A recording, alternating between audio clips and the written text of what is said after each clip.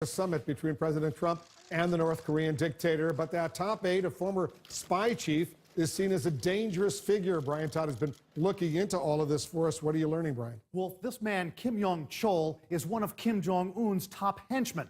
There's real concern tonight about his visit to the United States because he's got his fingerprints on a brazen, very damaging North Korean attack on America. Heading to the United States tonight, a notorious enforcer for Kim Jong-un, a man believed to have overseen North Korea's only direct assault on American soil, the 2014 cyber attack on Sony Pictures.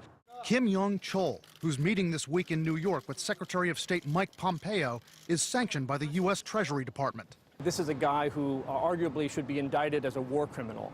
Kim Yong-chol has a political title now, vice chairman of North Korea's Workers' Party Central Committee. Sort of like Michael Corleone moving out of the family to become more respectable.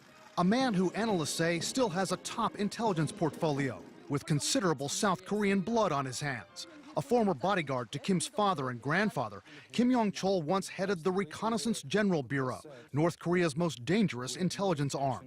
He's believed to have masterminded North Korea's 2010 sinking of a South Korean Navy ship, which killed 46 sailors.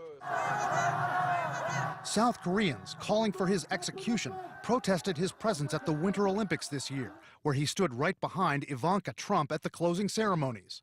Early on, as Kim Jong-un was consolidating his power, purging and executing several top officials, it was Kim Yong-chol who the young dictator counted on to build North Korea's cyber warriors into an elite hacking team.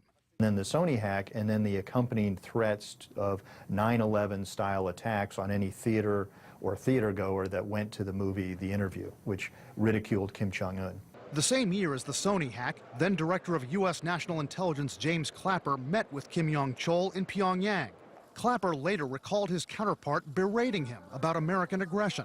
He just got kind of louder and louder, kept leaning towards me, pointing his finger at my chest and saying the U.S. and South Korean exercise were the provocation of war.